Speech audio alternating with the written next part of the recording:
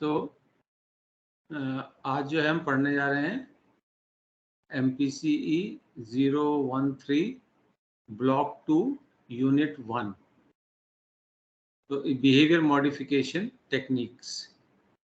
तो सबसे पहले जो है बिहेवियर मॉडिफिकेशन को ही समझ लेते हैं कि ये होता क्या है। अगर हम बिहेवियर मॉडिफिकेशन की बात करें तो हमें बिहेवियर वही मॉडिफाई करने की ज़रूरत है जो हमारे इंटरेस्ट का है। और ब्रॉडली अगर हम कैटेगराइज करें किस बिहेवियर्स को, तो वो दो कैटेगरी के हो सकते हैं, या तो एडेप्टिव होगा या मैल एडेप्टिव होगा। तो एडेप्टिव है तो अच्छी बात है, और मैल एडेप्टिव है तो प्रॉब्लम है। तो हमें इन दोनों कॉन्टेक्स्ट में दो ही बातें करनी होंगी। अगर मान लो कोई एडेप्टिव बिहेवियर है तो हो सकता है हमें उस बिहेवियर को मेंटेन करना हो कि बना रहे, या ये पॉसिबल है उस बिहेवियर को और इंक्रीज करना है, वो भी पॉसिबल है। और जो मैल एडेप्टिव बिहेवियर है जो कि नहीं चाहिए, उसमें भी यही दो पॉसिबिलिटी है। या तो हम मतलब पॉसिबिलिटी इन द सेंस यही दो हमारी रिक्वायरमेंट होगी इसी लाइन पे कि मैल एडेप्टिव है तो या तो हम उसको एलिमिनेट कर दें, खत्म कर दें।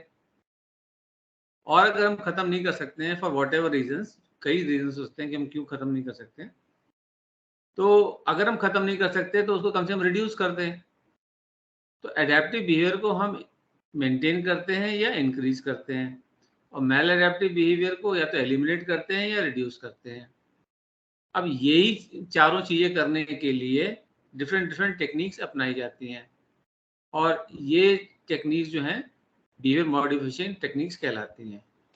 तो ये बिहेवियर मॉडिफिकेशन क्या होता है ये समझ में आ गया ना?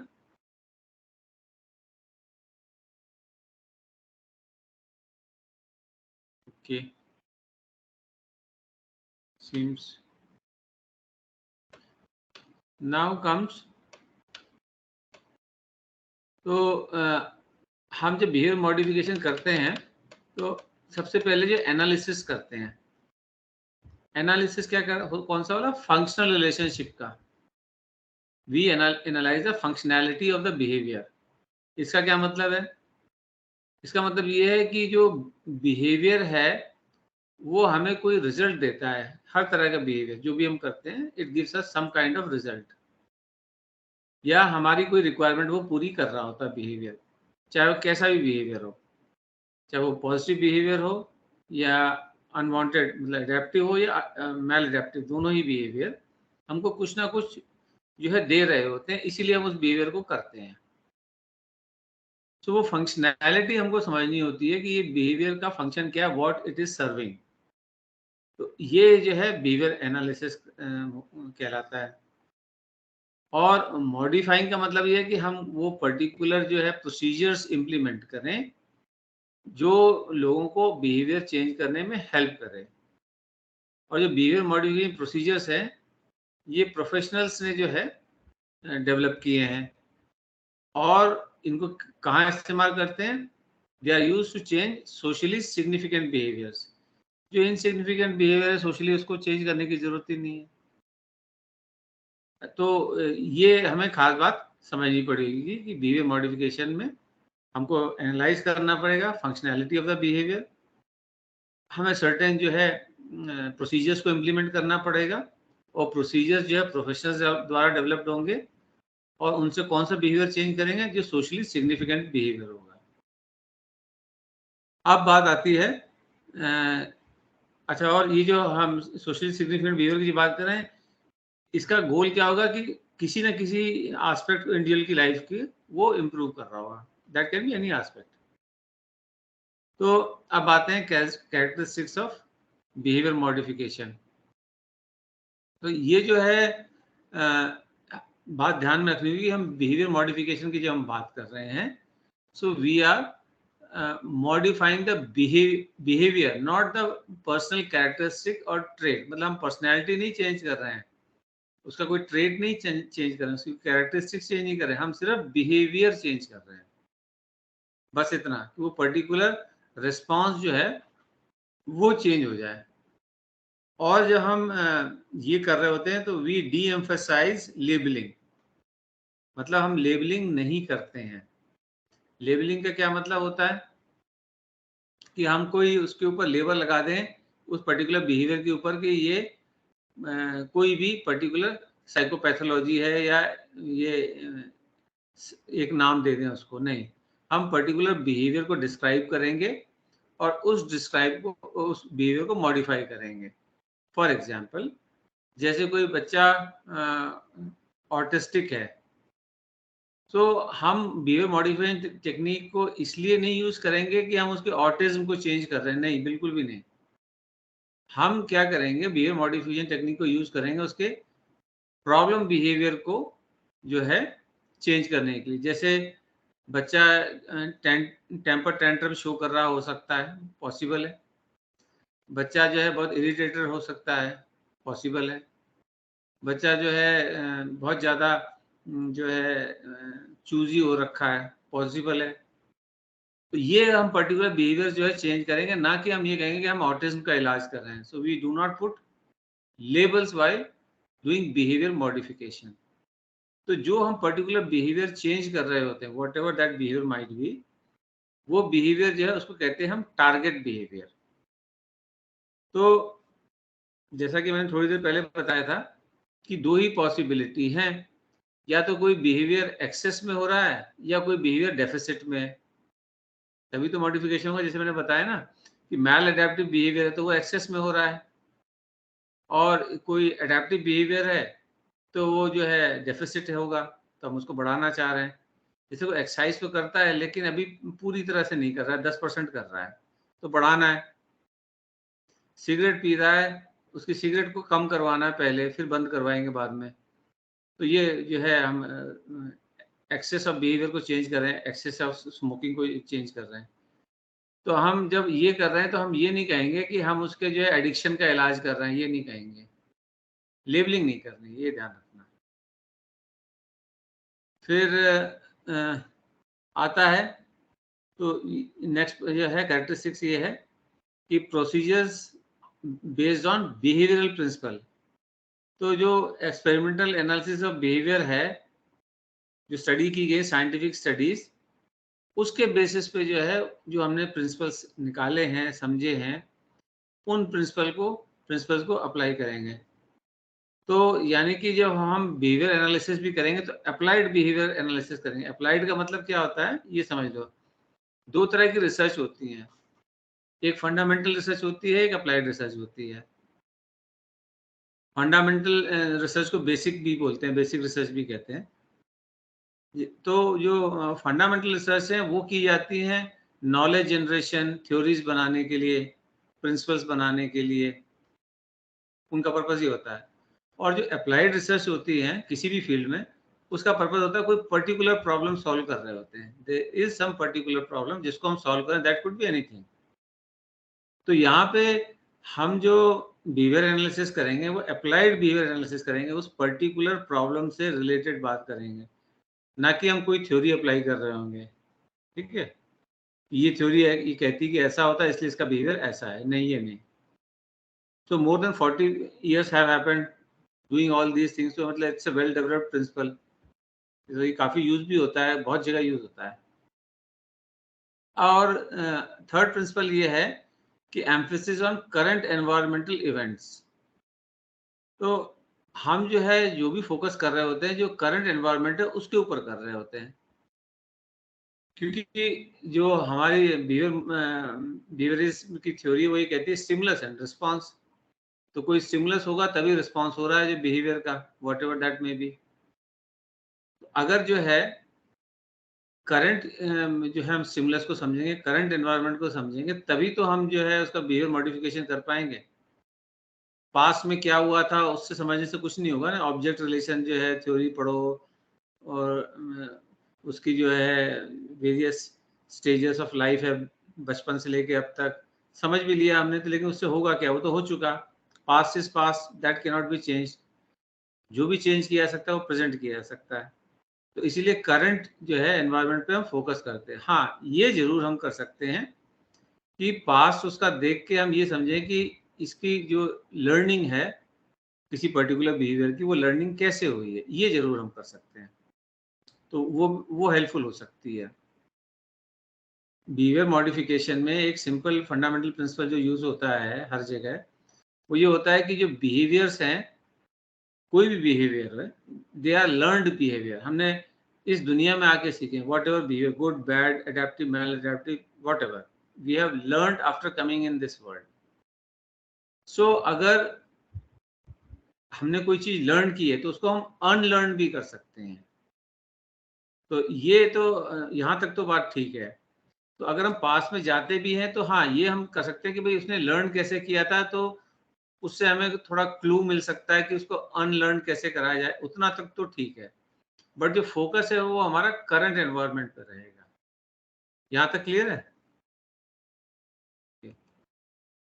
फिर तो अब जो सक्सेसफुल बिहेवियर मॉडिफिकेशन प्रोसीजर्स होते हैं वो क्या चेंज करते हैं? वो functional relationship between behaviour and controlling variables को चेंज करते हैं। और जहाँ और उस एनवायरनमेंट में, उस पर्टिकुलर एनवायरनमेंट में जहाँ पे बिहेवियर चेंज डिजायर्ड है। जैसे हम एक एग्जांपल के तौर पे बात करें कि कोई व्यक्ति या कोई लेटर से एडोलेसेंट है, वो स्मोकिंग करने लग गया है, हमको उसकी स्मोकिंग छुड़वानी है, ठीक है? तो अब उसका जो स्मोकिंग है, हम एक चलो पास में ही हम देख लेते हैं कि ये शुरू कैसे की स्मोकिंग। तो स्मोकिंग इसने शुरू ऐसे की कि ये जो है अपने पीयर ग्रुप में जो है थोड़ा कूल दिखना चाहता था, या अपने फ्रेंड्स के साथ में जेल करना चाहता था, या ये भी हो सकता है कि किसी लड़की को इम्प्रेस करना चाहता था, या ये भी हो सकता है कि आइडेंटिटी एस्टेब्लिश करने के लिए बच्चे कुछ ऐसे काम भी करते हैं जो उनको मना किए जाते हैं, तो उनको लगता है कि हम बड़े हो जाएंगे इससे। सो ये फंक्शनैलिटीज हुई उसके स्मोकिंग के बिहेवियर की, इनमें से कोई भी हो सकता है। तो ये फंक्शनैलिटी जब हम समझ लेंगे, लेट अस से कि उसकी फंक्शनैलिटी ये है कि वो फ्रेंड्स के साथ जेल करने के लिए, उनके साथ में जो है ग्रुप में मेंटेन करने के लिए वो स्मोकिंग करता है। तो अब ये जो है यहाँ पे कंट्रोलिंग वेरिएबल क्या हो गया कि जो फ्रेंड्स का ग्रुप है, उस ग्रुप के साथ में आइडेंटिफाई करता है, ये अपने आप को उनके साथ में रहना चाहता है, ये कंट्रोलिंग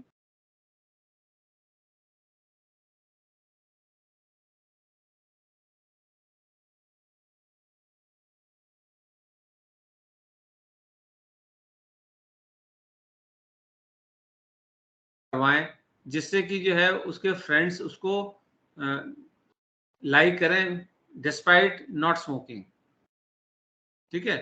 तो फिर उसके उसके मन से ये हट जाएगा कि मुझे स्मोक करना जरूरी है to remain in that group. तो इस तरह से फंक्शनल बिहेवियर एनालिसिस करके करंट एनवायरनमेंट पे फोकस करके किया था। यही अगर उसके फ्रेंड्स जो है मान लो चले गए होते, द फ्रेंड्स आर नो मोर, वो बड़ा हो गया, मान लो लेटर से द पर्सन इज 40, तो अब जो है वो करंट एनवायरनमेंट अब क्या है जो उसको स्मोकिंग पे कंटिन्यू करवा रहा है, उस पे फोकस करेंगे, ना कि वो उसने स्टार्ट कैसे किया था। तो ये जो है फंक्शनैलिटी और करंट बिहेवियर, करंट एनवायरनमेंट, दोनों पे डिफरेंट डिफरेंट पर्पज से फोकस किया जाता है, पर मेन फोकस करंट एनवायरनमेंट पे होता है। ये बात समझ में आ गई एग्जाम्पल से जो मैंने बताया?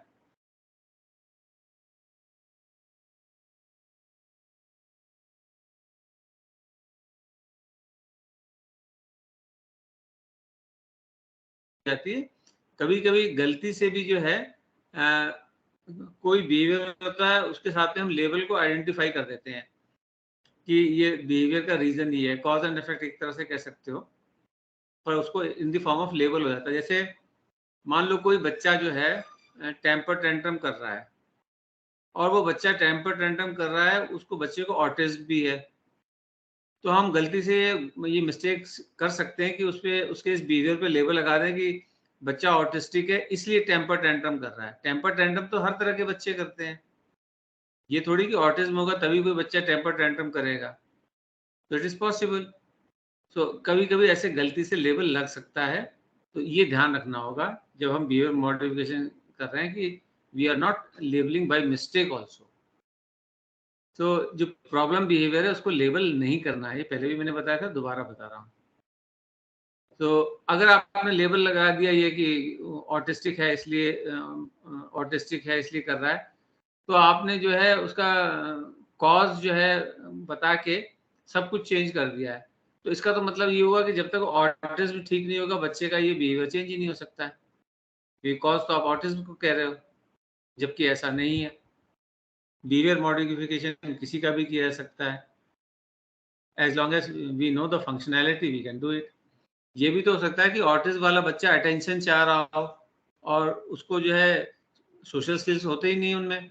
तो सोशल स्किल्स नहीं होने की वजह से वो अपने किसी से रिलेशनशिप बना नहीं पा रहा है। तो द चाइल्ड इनसाइड हिम और हर इज़ यर्निंग फॉर अफेक्शन। वो अफेक्शन उसको नहीं मिल रहा है तो टेम्पर टैंट्रम शो कर रहा है अटेंशन पाने के लिए। तो ये अगर फंक्शनैलिटी हमको समझ में आ जाए तो इंस्टेड ऑफ सेइंग कि वो ऑटिस्टिक है इसलिए ऐसा कर रहा है, हम उसकी फंक्शनैलिटी पे फोकस करेंगे द चाइल्ड वांट्स अटेंशन। तो हम उसको अटेंशन देंगे तो उसका बिहेवियर वो खत्म हो जाएगा। बिहेवियर वो वाला खत्म हुआ का मतलब ये थोड़ी कि ऑटिज्म ठीक हो गया, ऑटिज्म तो अभी भी है। तो ऐसे कभी-कभी ये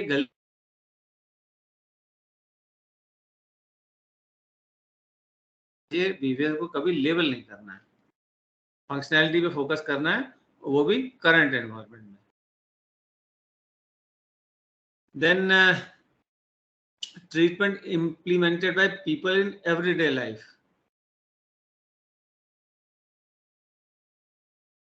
बिहेवियर मॉडिफिकेशन प्रोसीजर, ये बड़ा इंपॉर्टेंट है। पहले तो इससे पहले जो है बिहेवियर का भी प्रिसाइज डिस्क्रिप्शन होना चाहिए। कौन सा बिहेवियर है, वो बिहेवियर कब होता है, उसकी इंटेंसिटी क्या है, उसकी फ्रीक्वेंसी क्या है, उसके टाइप्स क्या हैं। पहले तो बिहेवियर को डिस्क्राइब करना होता है और बिहेवियर डिस्क्राइब करने के बाद में जब उसको चेंज करने के लिए जो प्रोसीजर हम इम्प्लीमेंट करेंगे, व्हाटएवर दैट प्रोसीजर में भी, उसको भी बड़ी एक्यूरेटली और प्रिसाइसली डिस्क्राइब करना है बारीकी में जाके। अभी उसका जो रीजन है वो अगले पॉइंट में आ जाएगा। क्यों करते हैं? क्योंकि जो 5th पॉइंट है treatment implemented by people in everyday life. हम जो भी बिहेवियर मॉडिफिकेशन प्रोसीजर बना रहे हैं उसको थेरेपिस्ट जो है इम्प्लीमेंट नहीं कर पाएगा। क्योंकि जो थेरेपिस्ट है वो तो कितना 1 घंटा मिलेगा क्लाइंट से, उस 1 घंटे में वो क्या कर लेगा? बाकी के 23 घंटे तो क्लाइंट के साथ में नहीं है। तब क्लाइंट क्या करेगा भई? तब उसको जो है कौन करेगा? तो इसीलिए जो बिहेवियर मॉडिफिकेशन प्रोसीजर्स हैं, वो इम्प्लीमेंट किससे कराए जाते हैं? जैसे पेरेंट्स हैं, मैक्सिमम टाइम पेरेंट्स साथ रहते हैं, टीचर्स हैं, टीचर्स भी जो है उनके साथ में काफ़ी समय बिताती हैं, पीयर्स हैं, उनके फ्रेंड्स जो हैं, उनके थ्रू भी करवा सकते हैं। तो इस तरह से ये जो की लोग हैं इनके ज़रिए बिहेवियर मॉडिफिकेशन प्रोसीजर इम्प्लीमेंट करवाया जाता है। कभी भी डायरेक्टली हमेशा जो है थेरेपिस्ट करे ऐसा पॉसिबल नहीं है। ये रीज़न है why the behaviour modification procedure should be precisely described, क्योंकि इम्प्लीमेंट नॉन प्रोफेशनल लोगों ने करना है। तो अगर प्रिसाइजली आप डिस्क्राइब नहीं करोगे तो इम्प्लीमेंट कहाँ से करेंगे वो? This is the reason. ये समझ में आया? Are you able to hear me Riddhi?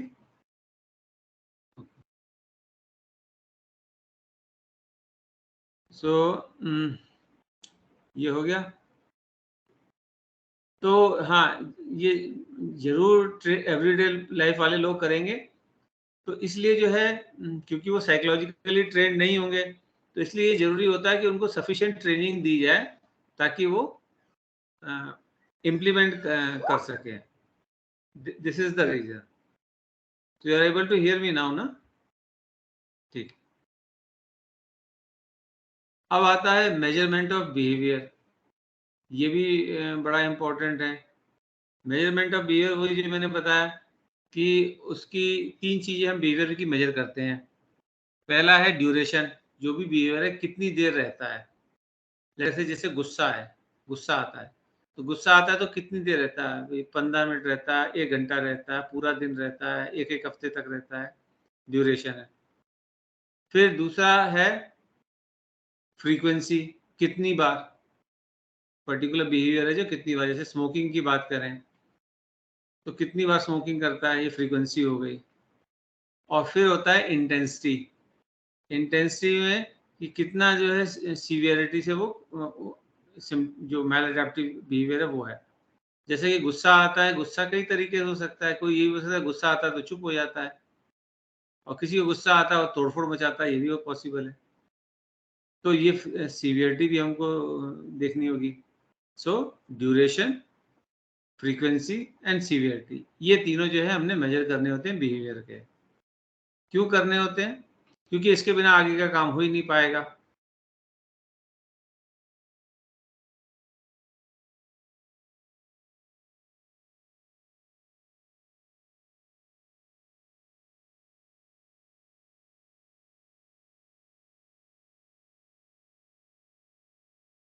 जहाँ ले जाना चाह रहे हैं उसके और करंट बिहेवियर में कितना गैप है, ये हमको पता लग जाएगा कि भाई प्रेजेंट सिचुएशन ये है और टारगेट जो है हमारा ये है, तो कितना गैप है ये पता लग गया।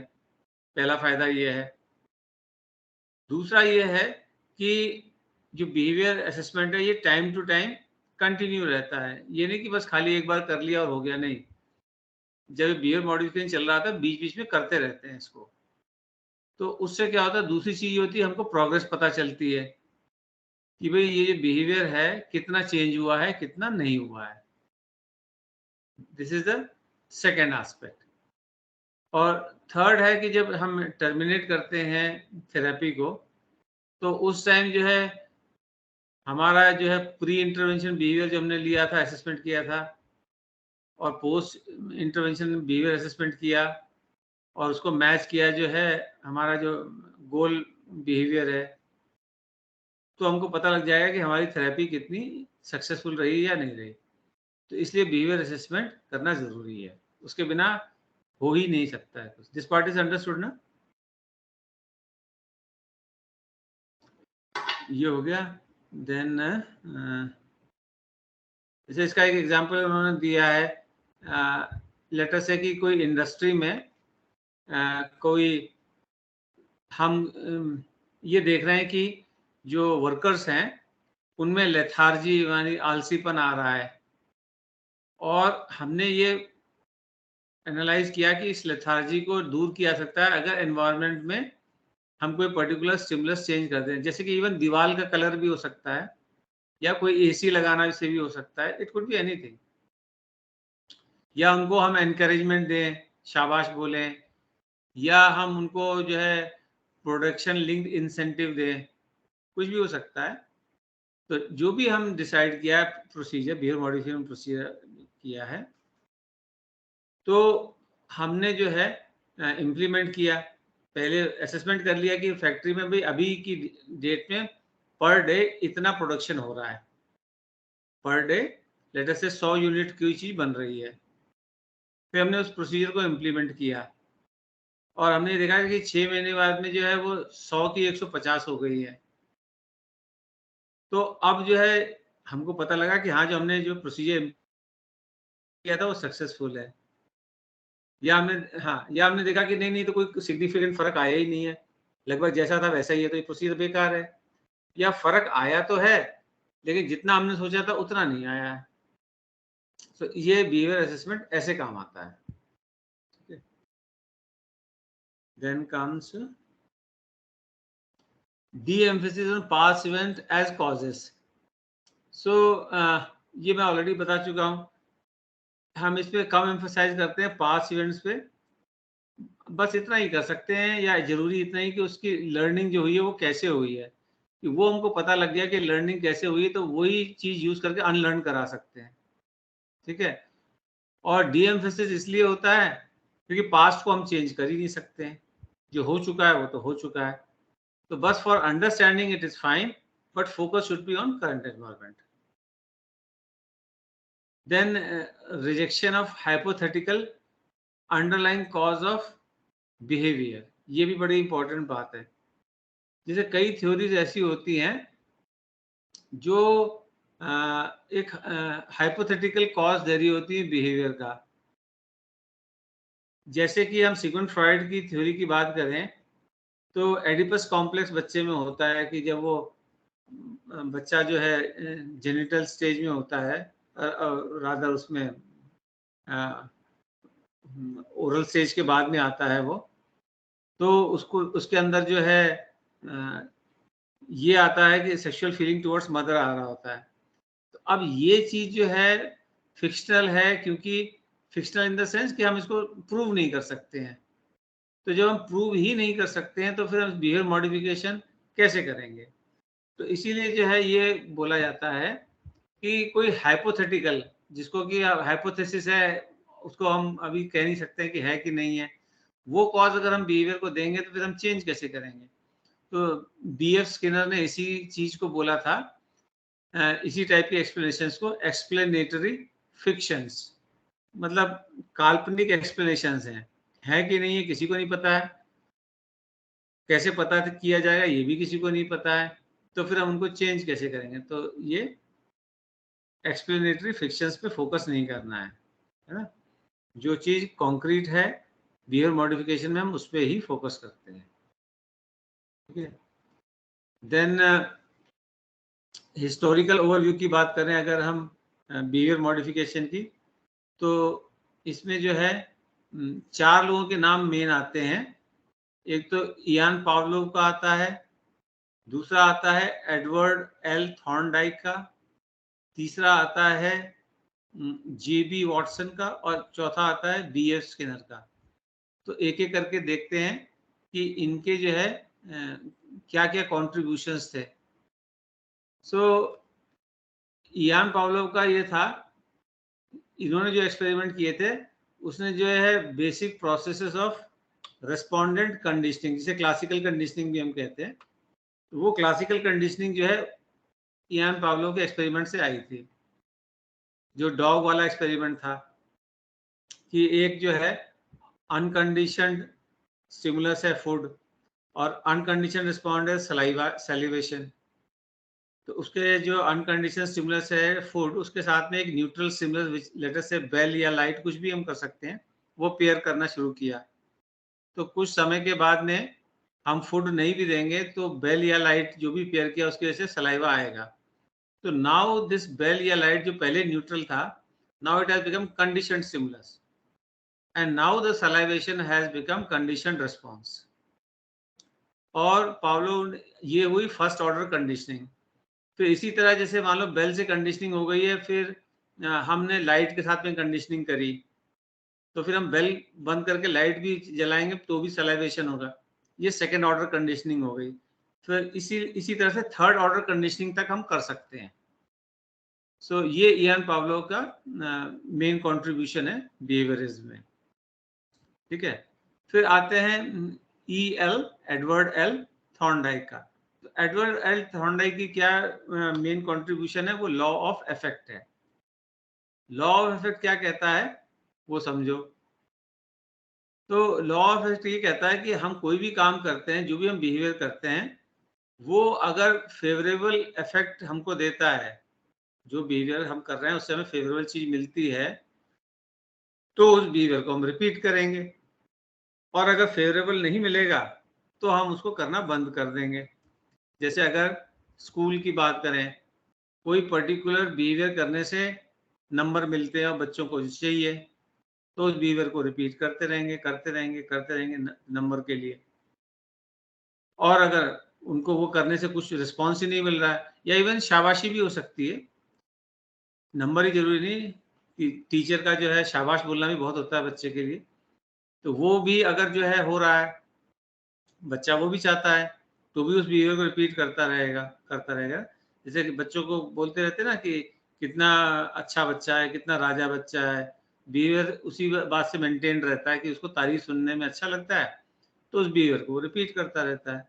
ये थॉर्नडाइक का लॉ ऑफ इफेक्ट है। ठीक है? ये भी बहुत यूज़ होता है, रियल लाइफ में भी बहुत होता है। फिर जो इसमें इन्होंने क्या एक्सपेरिमेंट किया था कि एक केज में जो है एक कैट को रख दिया था और बाहर जो है खाना रखा हुआ था। तो वो हिट करेगी उसको लीवर को, तो वो खाना मिलेगा, और नहीं हिट करेगी तो खाना नहीं मिलेगा। और अगर वो हिट कर रही हो, खाना नहीं मिल रहा है, तो लीवर को वो क्यों हिट करेगी? करेगी नहीं। तो ये लॉ ऑफ इफेक्ट है। ठीक है? ये समझ में आ गया ना? फिर नेक्स्ट आता है जेबी वॉटसन का। सो इसमें जो है इनका ये कहना था कि स्टिमुलस और रिस्पॉन्स वाला, जो अगर स्टिमुलस होगा तो रिस्पॉन्स आएगा, यानी कि कोई भी जो बिहेवियर है that is elicited because of some stimulus in the environment. इनका ये कहना था कि भाई ये नहीं कि इंडिविजुअल कोई चाह रहा है कि वो इसलिए ऐसा हो रहा है, ऐसा कुछ नहीं है। इनका ये कहना है कि अगर वो स्टिमुलस होगा तो रिस्पॉन्स होगा। दिस इज जो है प्योरेस्ट फॉर्म ऑफ बिहेवियरिज्म, कि स्टिमुलस और रिस्पॉन्स के अलावा कुछ है ही नहीं। ना देन आता है जो बीएफ स्किनर वाला। तो इसमें जो है जैसे जो पहले था हमने पढ़ा कि क्लासिकल कंडीशनिंग थी, यहाँ पे जो है आ जाती है ऑपरेंट कंडीशनिंग। ऑपरेंट कंडीशनिंग में क्या होता है कि जो बिहेवियर पहले होता है, रिस्पॉन्स बाद में होता है। जैसे क्लासिकल कंडीशनिंग में जो है पहले बिहेवियर होगा फिर रिस्पॉन्स होगा, सॉरी क्लासिकल कंडीशन में पहले स्टिमुलस होगा फिर रिस्पॉन्स होगा, लेकिन ऑपरेंट कंडीशनिंग में पहले जो है रिस्पॉन्स होगा फिर बिहेवियर होगा, है ना। जैसे कि बच्चे स्कूल में पढ़ रहे हैं, अब वो स्कूल में पढ़ रहे हैं, 12 साल तक स्कूल में पढ़ने के बाद में इंटरमीडिएट का सर्टिफिकेट मिलेगा और उसके बाद में वो कोई जॉब कर सकते हैं। तो 12 साल तक उनको कुछ नहीं मिला ना, there was no stimulus, only response, क्योंकि फ्यूचर में जो मिलेगा वो पाने के लिए वो बिहेवियर हो रहा है। So this is operant conditioning. तो सोसाइटी में इसको बहुत ज़्यादा यूज़ किया जाता है कि हम सोसाइटी के रूल्स ऐसे बनाए जाते हैं कि if you do this this this and this thing then in future you will get this this and this. तो उससे जो है सोसाइटी में ह्यूमन बिहेवियर को कंट्रोल किया जा सकता है। जैसे एवरेज हम बात करें तो लगभग सभी को जो है पैसा चाहिए। क्यों चाहिए? कि पैसे से जो है उसको वो चीज़ें मिलेंगी जो वो चाहता है, चाहे वो शादी हो, चाहे वो फिजिकल कंफर्ट की चीज़ें हों, कुछ भी हो।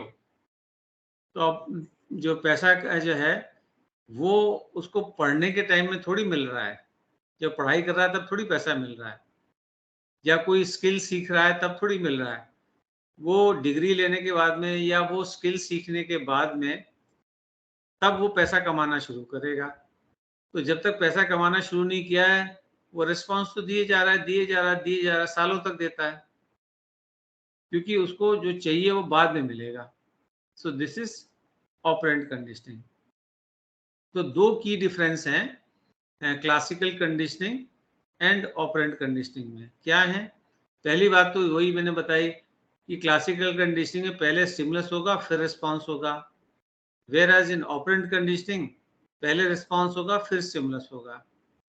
दूसरा की डिफरेंस ये है, जो क्लासिकल कंडीशनिंग में इंडिविजुअल के पास में कोई चारा नहीं है, उसको रिस्पॉन्स देना ही पड़ेगा क्योंकि कंडीशनिंग हो चुकी है। जैसे अगर बेल बजेगी तो सलाइवा आएगा ही आएगा, क्योंकि कंडीशनिंग हो चुकी है। It's not that the person wants और डजंट वांट, वो तो सलाइवा आएगा ही आएगा। तो यानी जो उसमें रिस्पॉन्स है वो इनवॉलंटरी होता है। वेयर एज जो ऑपरेंट कंडीशनिंग है उसमें जो है इंडिविजुअल का कंट्रोल है।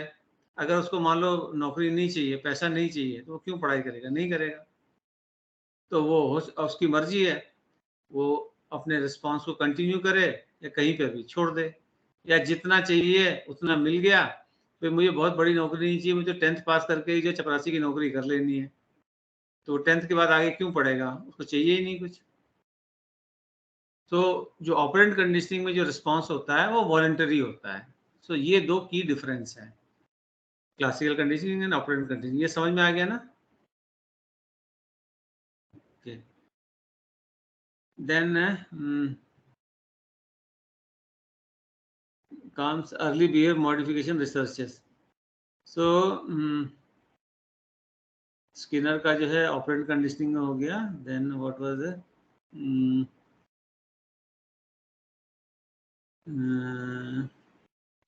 ये तो हो गया ऑब्जर्वर एंड रिकॉर्डिंग भी। हाँ, ये भी है कि जो अभी हमने जो बिहेवियर एनालिसिस की जब हमने बात करी थी, तो मैंने ये भी बोला था कि हमें जो टारगेट बिहेवियर है उसको ऑब्जर्व करना पड़ेगा, डिफाइन करना पड़ेगा, यानी कि मेजरमेंट ऑफ टारगेट बिहेवियर, ये मैं ऑलरेडी बता चुका हूँ। क्योंकि वो कोई भी हम ट्रीटमेंट देने से पहले ये मेजरमेंट करना ही पड़ेगा, और ये मैंने बता ही दिया कि उसका ड्यूरेशन क्या है, इंटेंसिटी क्या है, फ्रीक्वेंसी क्या है, और ये हमें कैसे पता चलेगा? Through observing and recording. तो अब ऑब्जर्विंग एंड रिकॉर्डिंग लैब में तो हमेशा पॉसिबल नहीं है, अनलेस कि कोई पेशेंट एडमिट हो हॉस्पिटल में, तब तो किया जा सकता है थ्रू जो मेडिकल हेल्थ प्रोफेशनल्स हैं, स्टाफ वगैरह, उनके जरिए किया सकता है। लेकिन अगर वो हॉस्पिटल में एडमिट नहीं है, तो 1 घंटे जो आया है थेरेपिस्ट के पास में, उसमें तो सारा ऑब्जर्विंग एंड रिकॉर्डिंग हो नहीं सकता है। तो वो जो है ज़रूरी है, और वो जिस पर्टिकुलर एनवायरनमेंट में जो टारगेट बिहेवियर हो रहा है, टारगेट बिहेवियर मतलब जो हमने मॉडिफाई करना है, तो जिस पर्टिकुलर एनवायरनमेंट में जो पर्टिकुलर टारगेट बिहेवियर हो रहा है, वो उस एनवायरनमेंट में जो लोग हैं उनके ज़रिए करवाया जाता है, और उनको ऑब्वियसली ट्रेंड किया जाएगा। हालाँकि इसमें सब्जेक्टिविटी काफ़ी हो जाती है। जैसे कि हमने कहा कि नोट करना है इसको कब-कब गुस्सा आता है। अब गुस्सा हर एक का जो है एक अलग पैमाना हो सकता है गुस्से का। किसी के लिए जो है बहुत चिल्लाना ही गुस्सा हो सकता है। किसी के लिए जो है आपने कुछ बात उससे पूछी और आपने रिस्पॉन्स नहीं दिया, तो फिर जो है ये भी गुस्सा माना जा सकता है। तो ये सब्जेक्टिविटी हो जाती है थोड़ी-सी, ये बात ज़रूर है। फिर एक ये भी कई बार हो सकता है कि जिस पर्टिकुलर एनवायरनमेंट में हम जो है बिहेवियर को मेज़र करना चाहते हैं, ये पॉसिबल है कि उस पर्टिकुलर एनवायरनमेंट में वो बिहेवियर हो ही ना। जब हम ऑब्ज़र्व कर रहे हैं उस दौरान वो बिहेवियर हो ही ना, ये भी पॉसिबल है। फिर तीसरी एक और पॉसिबिलिटी होती है, उम, ये भी हो सकता है कि जो हमारी, क्योंकि हम बता के ऑब्ज़र्व करेंगे ना, अदरवाइज़ तो अनएथिकल हो जाता है वो। सो बिहेवियर जो है, हमें किसी का भी जो है जब ऑब्ज़र्व करना, रिकॉर्ड करना है, तो हमें बताना पड़ेगा, we are going to observe and record your behaviour. तो ये ऑब्ज़र्विंग एंड रिकॉर्डिंग जब हम कर रहे होंगे, जैसे मान लो कि आप किसी के थेरेपिस्ट हो, और किसी बच्चे का जो है क्लास में बिहेवियर आपने नोट करना है, उसका ऑब्ज़र्व करना है, और आप क्लास में बैठ के जो है उसको नोट कर रहे हैं। तो बच्चे को पता है कि आप बैठे हुए नोट करने के लिए, बिहेवियर उसका, जो गुस्सा करता है, वो चिल्लाता है। तो ये पॉसिबल है कि क्योंकि आप वहाँ बैठे हो, वो बिहेवियर करे ही ना, क्योंकि वो जो है सोशल डिज़ायरेबिलिटी वाली बात हो जाती है ना, कि मैं वो गलत काम क्यों करूँ? मेरे को ऑब्ज़र्व करने के लिए आप बैठे हो। तो इस चीज़ से डिस्करेज नहीं होना है। ये तो अच्छी बात है एक तरह से, क्योंकि अगर वो ऑब्ज़र्वेशन की वज़ह से या ऑब्ज़र्वर की वज़ह से अपने बिहेवियर को नहीं कर रहा है, तो अच्छी बात है। हम तो चाहते ही हैं कि वो अपने बिहेवियर पे कंट्रोल करे। It is good. तो ये भी एक अच्छी बात है। तो दिस इज़ आल्सो देयर। ये बात समझ में आई ना? ठीक है। अब रेस्पोंडेंट कंडीशनिंग तो मैं बता ही चुका हूँ। अ, देन नेक्स्ट आता है एक्सटिंक्शन। अच्छा, सॉरी, रिस्पोंडेंट कंडीशनिंग शायद नहीं बताया मैंने। हुँ, हाँ, इसमें ये है कि हमें जो है कोई पर्टिकुलर स्टिमुलस देके कोई पर्टिकुलर फीलिंग हो रही है, तो वो उस चीज़ के साथ में हमारी जो है कंडीशनिंग हो जाएगी। जैसे कि आप मुझसे मिलते हो और मैं हमेशा आपको देख के मुस्कुराता हूँ, स्माइल देता हूँ। तो अब मैं स्माइल दूँगा तो आप भी स्माइल करोगे, स्माइल बैक करोगे। तो अब ये जो है आपकी कंडीशनिंग क्या हो जाएगी, मेरे को देखते ही स्माइल करना, ठीक है? सो ये प्लेज़ेंट वाली भी हो सकती है, अनप्लेज़ेंट भी हो सकती है, दोनों ही हो सकती है। जैसे कि कोई अनप्लेज़ेंट आदमी, तो उसको देखते ही मूड खराब हो जाना, ये भी पॉसिबल है। तो यहाँ पे हम किसी के बिहेवियर की वज़ह से जो रिस्पॉन्ड कर रहे हैं, तो वो हमारी कंडीशनिंग हो रही है कि this is called respondent conditioning. ठीक है, इसमें कई एग्जांपल्स दिए, वो एक एक करके लेते हैं, अभी और समझ में आ जाएगा। जैसे पहला ही एग्जांपल बड़ा अच्छा दिया है कि हमने कोई खाना जो है हमारा फेवरेट खाना है, हमने फोटो ही देखी है खाली उसकी, अभी वो खाना हमने खाया नहीं है, स्मेल भी नहीं आई, सिर्फ पिक्चर देखी है। तो कई बार पिक्चर में देख के भी सलाइवा आ जाता है ना मुंह में, क्योंकि जब हमने रियल में उसको कई बार देखा है तो वो हमेशा सलाइवा आया है। अब ये जानते हुए भी कि हमारे को ये खाना नहीं मिलेगा, it is just a picture, saliva जो आ रहा है, दिस इज रेस्पोंडेंट कंडीशनिंग। ये बात समझ में आई? ठीक है, और भी बड़े अच्छे एग्जाम्पल दिए हैं इसमें।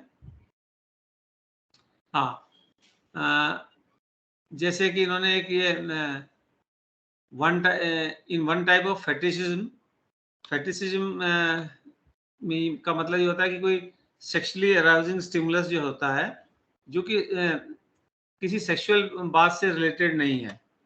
जैसे कि अगर कोई लेटर से कि पोर्नोग्राफिक मूवी या फोटो देख रहा है, तो सेक्सुअल अराउजल होना नॉर्मल बात है, इट कैन बी अंडरस्टूड कि ये हाँ भाई ये हो रहा है। लेकिन अगर कोई नॉन सेक्सुअल ऑब्जेक्ट है, तो नॉन सेक्सुअल ऑब्जेक्ट के साथ में जो है अगर उसको सेक्सुअल अराउजल हो रहा है, तो वो जो है फेटिशिज्म कहलाएगा। जैसे एग्जांपल दिया है कि एक कोई वीमेन का जो है शू देख के सेक्सुअल अराउजल किसी मैन को हो रहा है, तो अब shoe is not a sexual object, लेकिन उसको हो तो रहा है सेक्सुअल अराउजल। तो अब ये जो है शू जो है वो पर्टिकुलर कोई फीमेल पहनती होगी जो कि उसको मेल को पसंद होगी, तो वो जो फीमेल पहन रही है उसके साथ में ये शूज उसने बार बार देखा है, तो उसकी वजह से जो है उसको, अब फीमेल नहीं भी है तो उस केवल शू की वजह से जो है उसको जो सेक्सुअल हो रहा है, इसको कहेंगे रेस्पोंडेंट कंडीशनिंग। ठीक है, और इन्होंने एग्जाम्पल जो दिए हैं, जैसे कि किसी को ऑटोमोबाइल का फोबिया है, होता है कईयों को, तो ऑटोमोबाइल का फोबिया है, तो वो जैसे ही कोई कार देखेगा या देखेगी तो उसको एंजाइटी आएगी, कार उसके तरफ नहीं आ रही है, कुछ लेना देना नहीं है, सिर्फ कार खड़ी हुई है सिंपली, तो देख के ही जो उसको एंजाइटी हो रही है, ये रिस्पोंडेंट कंडीशनिंग, क्योंकि फॉर वट एवर रीजन उसका कार से फोबिया डेवलप हो गया था। तो रिस्पोंडेंट कंडीशनिंग समझ में आ गई ना? ठीक है, देन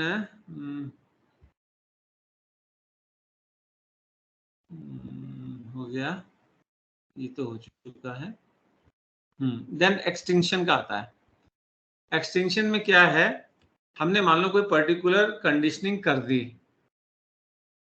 जैसे कि कोई व्यक्ति जो है कोई पर्टिकुलर काम किया, हमने जो है स्टूडेंट्स को बोला कि आप ये करोगे तो आपको ये चीज मिलेगी, उसने वो काम किया और हमने वो काम किया, तो लॉ ऑफ इफेक्ट काम करेगा थॉर्नडाइक का, तो वो बच्चा बार बार वो काम करेगा, हम बार बार उसको वो देंगे जो चीज, टॉफी, चॉकलेट, कुछ भी, what ever that may be. फिर लेकिन हम ये एक बार ये डिसाइड करें कि अब हम इसको चॉकलेट नहीं देंगे, तो बिहेवियर तो उसका हो रहा है, लेकिन जो उसको चाहिए वो अब नहीं मिल रहा है, तो जब उसको नहीं मिल रहा है तो बिहेवियर अपने आप ही एक्सटिंक्ट हो जाता है। ये पेरेंट्स जो है काफ़ी यूज़ करते हैं रियल लाइफ में। जैसे कई बार बच्चे जो हैं टेम्पर टेंट्रम इसलिए थ्रो कर रहे होते हैं क्योंकि उनको पेरेंट्स का अटेंशन चाहिए होता है, और पेरेंट्स ये जानते हैं कि खामखा में अटेंशन के लिए कर रहा है, इसको जो है कोई प्रॉब्लम नहीं है, तो इग्नोर करते हैं बच्चे को, रोने दो कोई बात नहीं। तो जब बच्चा देखता है कि उसको अटेंशन मिल ही नहीं रहा है in any case, so what is the point in throwing tantrums, तो वो अपने आप ही फिर सही हो जाता है। तो एक्सटेंशन ऐसे भी होता है, ये एक्सटिंक्शन, सॉरी, समझ में आ गया ना एक्सटिंक्शन? ठीक है, फिर नेक्स्ट है स्पॉन्टेनियस रिकवरी, ये भी होता है। तो जो अभी मैंने बताया था कि जो बिहेवियर है उसको जो सूटेबल रिस्पांस मिल रहा है तो वो बिहेवियर बना रहता है, और हम वो रिस्पांस देना बंद करते हैं तो बिहेवियर एक्सटिंक्ट हो जाता है। लेकिन अगर जो है मान लो फ्यूचर में उस बिहेवियर पे वो पर्टिकुलर रिस्पॉन्स फिर से मिलने लग जाए, तो फिर से जो है वो बिहेवियर जो है शुरू हो सकता है। जैसे मान लो किसी व्यक्ति को स्ट्रेस की वजह से अल्कोहल पीता था, हमने जो है किसी भी तरीके से उसकी जो है अल्कोहल छुड़वा दी। अब अल्कोहल तो छुड़वा दी, लेकिन जो है स्ट्रेस तो लाइफ में ऐसी चीज है कि वो कभी भी आ सकता है फ्यूचर में। तो उसका जो है कंडीशनिंग हो रखी थी एंजाइटी के साथ में या स्ट्रेस के साथ में, या एंजाइटी या स्ट्रेस होगा तो मुझे अल्कोहल लेनी है। और अल्कोहल तो वो छोड़ चुका, लेकिन लाइफ में फ्यूचर में मान लो कि कभी फिर जो है एंजाइटी या स्ट्रेस का लेवल हाई हो गया और उसको वहां पे अल्कोहल दिखाई दे गई, तो फिर वो स्पॉन्टेनियस रिकवरी हो जाएगी, वो उसको कर लेगा। ठीक है, तो इसको ऐसे भी देखना है। तो हमें ये चीज कैसे अप्लाई करनी, जैसे ये अभी मैंने ये जो एग्जांपल दिया, इसकी एग्जांपल से समझो। अगर हमें पता है किसी के मैल एडेप्टिव बिहेवियर का रीजन पता है, तो बेस्ट ये है ना कि वो रीजन जो है दोबारा आए ही ना क्लाइंट के सामने, वो अच्छा है।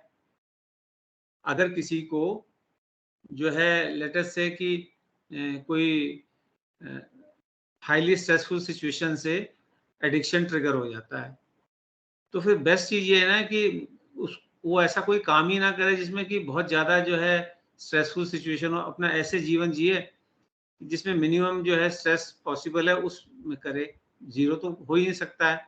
जो हाई रिस्क जॉब्स हैं, जो हाई एनवायरनमेंट स्ट्रेस एनवायरनमेंट के जो काम है वहां पे ना जाए। ऐसे काम करे जिसमें कि वो अपने कम से कम स्ट्रेस, यानी कि अपने स्ट्रेस को कंट्रोल में रख सके, ऐसे एनवायरनमेंट में रहे, वरना वो स्पॉन्टेनियस रिकवरी फिर से हो जाएगी। इसको ऐसे भी समझना है। ठीक है,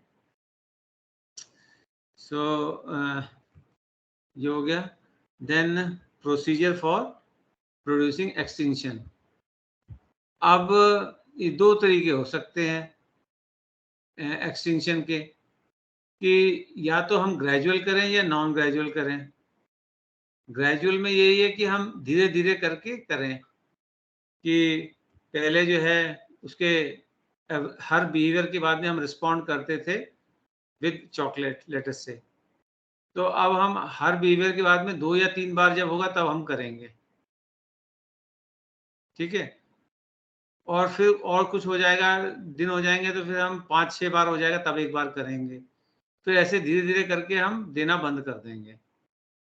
तो ये ग्रेजुअल एक्सटेंशन हुआ। और दूसरा जो है वो है नॉन ग्रेजुअल। तो ऑब्वियस बात है, इसमें जो है एकदम से हम बंद कर देंगे। तो अब ये एक चॉइस की बात है कि हम कौन सा करें। तो अगर देखा जाए तो ये दोनों ही कोई डिफरेंट नहीं है। डिफरेंट क्यों नहीं, कि एक कॉन्टिन्यूम है, कि हम जो है ग्रेजुअल में भी तो हम अल्टीमेटली जीरो की तरफ ही जा रहे हैं ना, और जो नॉन ग्रेजुअल है उसमें हम एकदम से जीरो की तरफ जा रहे हैं। सो ये इसे इसे कॉन्टिन्यूम की तरह भी देख सकते हो आप, कि बजाय इसके कि ये दो अलग अलग प्रोसीजर हैं, ये एक ही प्रोसीजर है जिसमें एंड रिजल्ट सेम ही होना है। ठीक है, ऐसे भी देख सकते हैं।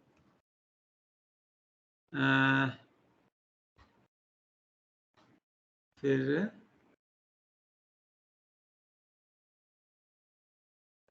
काउंटर कंडीशनिंग, ये कल कल करें। Shall we stop it? ठीक है, I am stopping the recording then.